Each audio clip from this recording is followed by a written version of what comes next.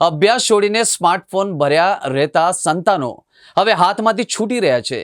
માનવામાં ન આવે તેવો કિસ્સો ગુજરાતના એક નાનકડા શહેરમાં બન્યો છે. કક્કો અને બારાખડી લખવાની ઉંમરે 10 વર્ષના બાળકો પ્રેમમાં પડીને ભાગી જાય છે. આ ઘટનાથી દરેક માતા પિતાએ વિચારવાની જરૂર છે. સોશિયલ મીડિયા પર સગીરો વચ્ચે પાંગરેલા પ્રેમ અને તેના આવરેલા અંજામનો કિસ્સો હાલ તો અરવલ્લીમાં ખૂબ ચર્ચામાં રહ્યો છે. માતા પાસેના સ્માર્ટફોનનો ઉપયોગ કરી સગીરા અને બંને બહેનોએ 7 જેટલા સોશિયલ મીડિયા એકાઉન્ટ બનાવ્યા હતા, જેમાંથી 2 એકાઉન્ટ એક્ટિવ હતા. સોશિયલ મીડિયા એકાઉન્ટથી સગીરાને પ્રેમ થયો અને તેણે ઘરેથી ભાગી જવાનું જેવું પગલું ઉપાડ્યું. આ કિસ્સો વાલીઓ માટે ગંભીર ચેતવણી સમાન છે. ધનસુરા તાલુકાના ગ્રામ્ય વિસ્તારમાંથી 31 ડિસેમ્બરના રોજ શ્રમજીવી પરિવારની ધોરણ 5માં ભણતી એક બાળકીના અપહરણના સમાચાર સામે આવ્યા. પોલીસે ગુનાની ગંભીરતા પારખીને બાળકીને શોધવા માટે તપાસ હાથ ધરી.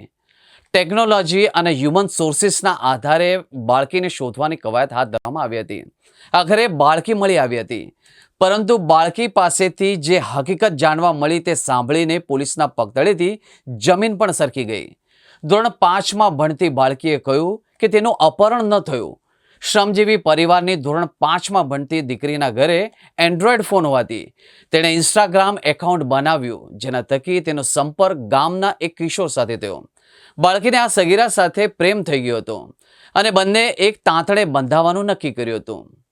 આ માટે કિશોર અને બાળકીએ મળીને આખું તરકટ રચ્યું હતું. સગીર પ્રેમીએ ત્રાહિત કિશોરી મારફતે ગામમાંથી જ તેનું અપહરણ કરાવ્યું હતું. અપહરણની ઘટના સામે આવતા જ માતા પિતા પોલીસ સ્ટેશન દોડી ગયા અને ધનસુરા પોલીસે ગણતરીના જ કલાકોમાં બાળકીને શોધી કાઢી હતી. બંને માસૂમ હોવાથી કિશોરને Mehsana zonal observation home cum place of safety home ખાતે મોકલી દેવામાં આવ્યો હતો. પરંતુ દર્શક મિત્રો, આ ઘટના ગંભીર છે. માતા પિતા માટે એલાર્મિંગ છે. જો તમારા ઘરમાં પણ સંતાનો મોબાઈલમાં રચ્યા પચ્યા રહે છે તો સાવધાન રહેજો. યુવા પેઢીને ટેકનોલોજીનો વળગણ લાગી રહ્યો છે અને આ વળગણ અતિ જોખમભર્યું બની રહ્યું છે. સ્ક્રીન એડિક્શનના જમાનામાં અરવલ્લી જિલ્લાની આ ઘટના લાલબત્તી સમાન છે.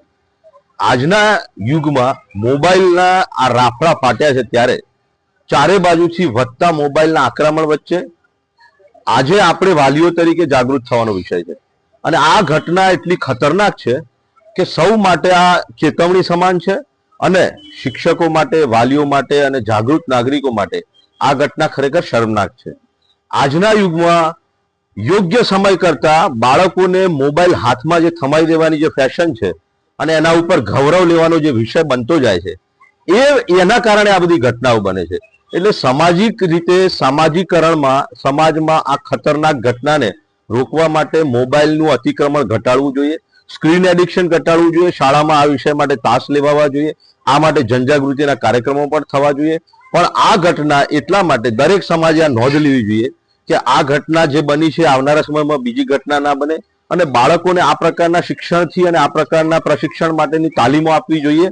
અને જે એડિક્શન છે, જે આ પ્રકારનો નશો છે બાળકોને મોબાઈલ માટેનો, એ ઘેલછા છે અને એ ઘેલછા ક્યાં સુધી લઈ જાય છે, એ ઘટના જે બની છે સમગ્ર ગુજરાતમાં નોંધનીય ઘટના છે. અને આવનારા સમયમાં આપણે બધાએ, વિદ્યાર્થીઓએ, વાલીઓએ જાગૃત થવાની જરૂર છે કે મોબાઈલ એ શસ્ત્રનું પણ કામ કરે છે અને શાસ્ત્રનું પણ કામ કરે. મોબાઈલનો ઉપયોગ સદુપયોગ કેવી રીતે થાય એ બાબતોને આપણે નોંધ લેવી જોઈએ. સોશિયલ મીડિયાનો ઉપયોગ કરી સોશિયલ મીડિયા થકી એક પ્રેમના પાઠ ભણ્યા.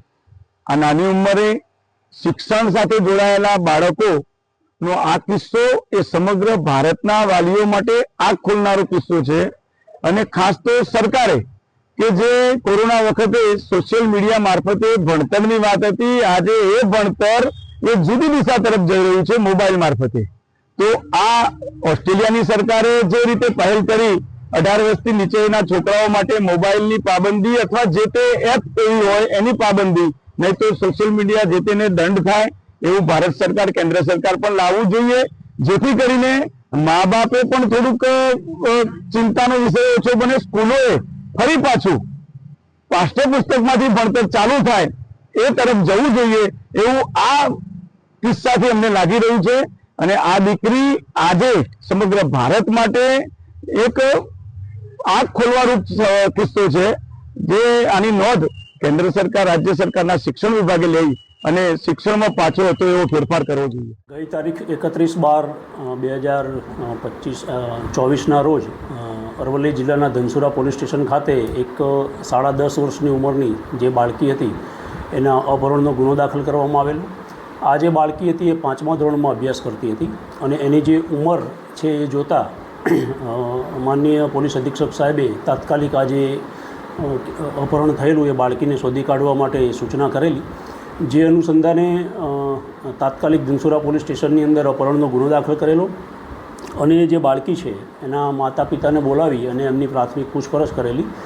તો એવી હકીકત જણાઈ આવેલી કે આ જે ભોગ બનનાર બાળકી હતી આ ઉપરાંત એની જે મોટી બહેન છે એ પોતે પણ સગીર વયની છે અને બંને બહેનો જે છે એ એની માતાનો જે સ્માર્ટફોન હતો એનો એ ઉપયોગ કરતી અને બંને બહેનોના થઈને લગભગ 7 જેટલા એમના ઇન્સ્ટાગ્રામના એકાઉન્ટ હતા, જેમાંથી 5 જેટલા બંધ હતા અને 2 એક્ટિવ હતા. જેમાં આ જે 10.5 વર્ષની નાની દીકરી હતી એ ઇન્સ્ટાગ્રામના માધ્યમથી એક જે એને અપહરણ કરનાર જે છે કાયદાના સંઘર્ષમાં આવેલો બાળક એ પોતે પણ 16.5 વર્ષનો જ છે, એ બંને ઇન્સ્ટાગ્રામના માધ્યમથી સંપર્કમાં આવેલા અને 31 તારીખે બપોરના સમયે તેનું અપહરણ કરી અને એને લઈ ગયેલો. તાત્કાલિક બીજા દિવસે હ્યુમન ઇન્ટેલિજન્સ અને ટેકનિકલ સોર્સની મદદથી પોલીસે જે આ ભોગ બનનાર છે અને કાયદાના સંઘર્ષમાં આવેલ જે કિશોર છે બંનેને શોધી કાઢેલ છે અને આગળની જે કંઈ કાયદેસરની કાર્યવાહી છે એ પોલીસે હાથ ધરેલ છે. સર, બાળકી સાથે અકૃત્ય થયેલું એવું કંઈ?